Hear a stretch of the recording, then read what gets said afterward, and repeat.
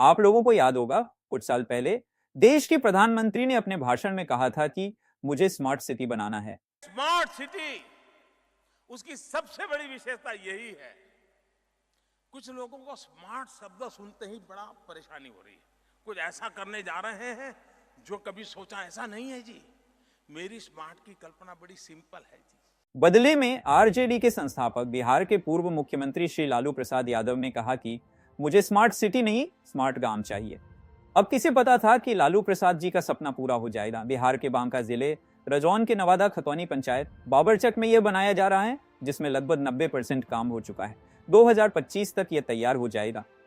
यह स्मार्ट गांव 11 एकड़ की सरकारी जमीन पर बनाया जा रहा है, जिसमें राज्य और केंद्र सरकार दोनों मिलकर काम कर रही हैं। इसकी शुरुआत तब होती है जब बांका जिले की प्रशासन फुटपाथ पर रहने वालों के खिलाफ अभियान चलाते हैं, लेकिन इसका कोई फायदा नहीं होता। वो फुटपाथ पर रहने वाले लोगों को मारते थे, उनकी झोपड़ियां तोड़ देते थे, लेकिन जैसे ही प्रशासन वहां से चली जाती थी वो फिर वही अपना घर बसा लेते थे।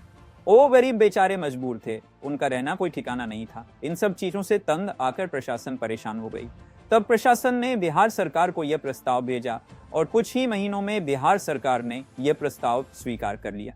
अपने आर्टिकल में टाइम्स ऑफ इंडिया ने छापा है, 1989 के दंगों में तबाह हुआ बिहार का बाबरचक गांव जनवरी 2025 तक राज्य का पहला स्मार्ट गांव बन जाएगा। जी हां, 1989 में हिंदू मुस्लिम के राइट में भागलपुर से सटे 250 गांव चपेट में आए थे, जिसमें एक बाबरचक भी था और इस दंगे में लमसम 4000 से ज्यादा लोग मारे गए थे और करीब 50,000 लोग इस दंगे की चपेट में आए थे।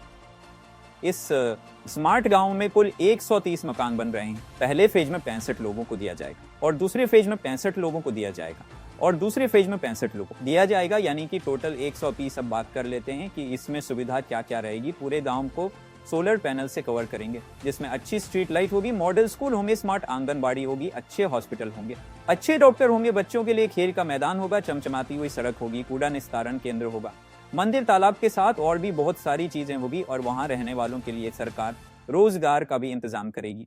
लेकिन एक जरूरी बात, क्या यह जो स्मार्ट विलेज बन रहा है या स्मार्ट गांव, ये जिनके लिए बन रहा है उन्हें मिल जाएगा, यह नेताओं के चमचों के हाथ लगेगा, या इसमें भी रिश्वतखोरी चलेगी?